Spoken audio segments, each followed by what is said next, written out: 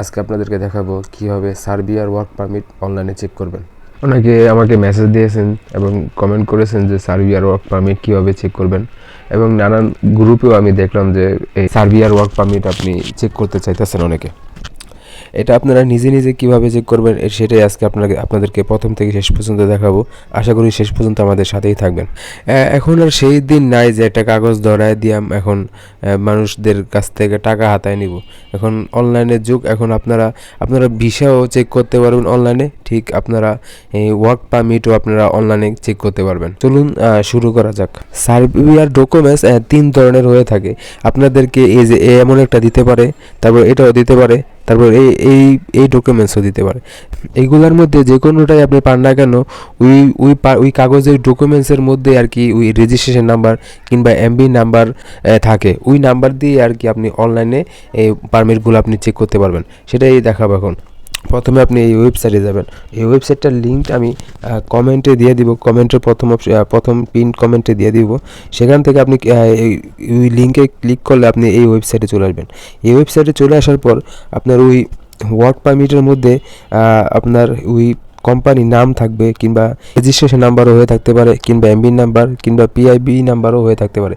যে কোনো নাম্বার আপনি পান না কেন, ওই নাম্বারটা আপনি এখানে একটা সার্চ বাটনে দেখতে পাচ্ছেন, ওই সার্চ বাটনে ওই নাম্বারটা আপনি দিবেন। ওই নাম্বারটা দেওয়ার পর এখানে সার্চ দিবেন। সার্চ দেওয়ার পর এটা কিছুক্ষণের জন্য লোড নিবে। কিছুক্ষণ লোড হওয়ার পর এই যে এখানে কোম্পানির নামটা আসে, কোম্পানির নামে এখানে আপনি ক্লিক করলে এখানে একটু লোডিং নেবে। এখানে একটু লোডিং নেওয়ার পর এটা আর কি চলে আসছে। এই যে দেখতেছেন পিআইবি নাম্বার, এমবি নাম্বার, যেগুলা এই ওয়ার্ক পারমিটে ছিল আর কি।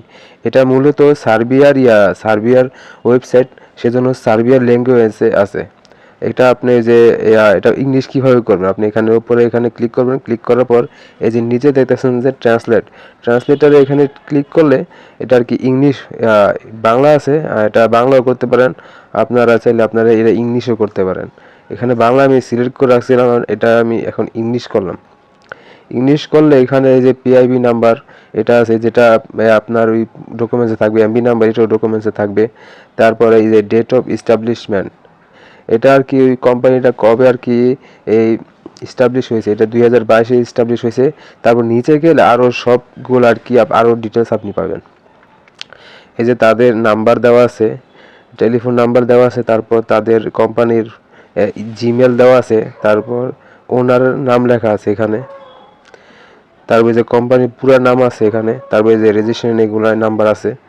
তারপর আপনার এই যে এখানে ডিটেলসে গেলে আর এই যে ব্যাংক ট্যাঙ্ক এইগুলোর আরও ডিটেলস আপনি পেয়ে যাবেন এখানে। এটাতে বোঝা যাইতেছে যে এটা এই পারমিটটা আপনার রিয়েল পারমিট, সেজন্য আর কি সব ডিটেলস চলে আসছে। তারপর এখানে অ্যাক্টিভ লেখা আছে। আর এটা যদি মনে করেন পারমিটটা আপনার ফেক থাকতো, এই পারমিটটা যদি আপনার ফেক থাকতো তাহলে এখানে অ্যাক্টিভ লেখাটা থাকতো না, এখানে লেখা থাকতো যে ব্লক, মানে ব্লক থাকতো। যদি কোম্পানি আপনাদের অ্যাক্টিভ থাকে তাহলে এখানে অ্যাক্টিভ লেখা থাকবে, আর যদি কোম্পানি ব্ল্যাক লিস্টে থাকে ওই দেশেতে তাহলে এখানে ব্ল্যাক লিস্ট মানে ব্লক লেখা থাকবে।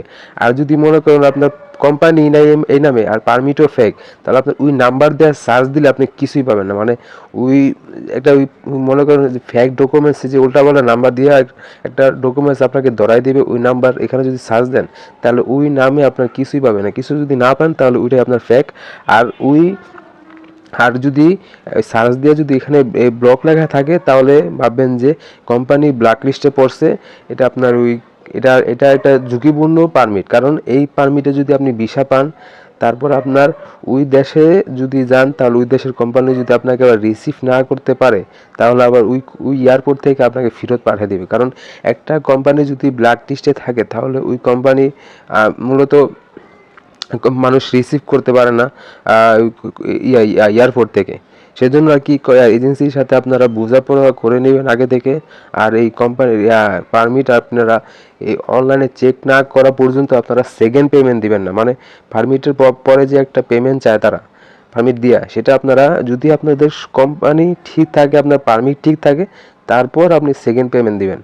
আর যদি আপনার এইসব ঠিক না থাকে তাহলে আপনারা কোম্পানি এজেন্সির সাথে আপনারা বোঝাপড়া করবেন। লাগলে আরো সময় দিবেন।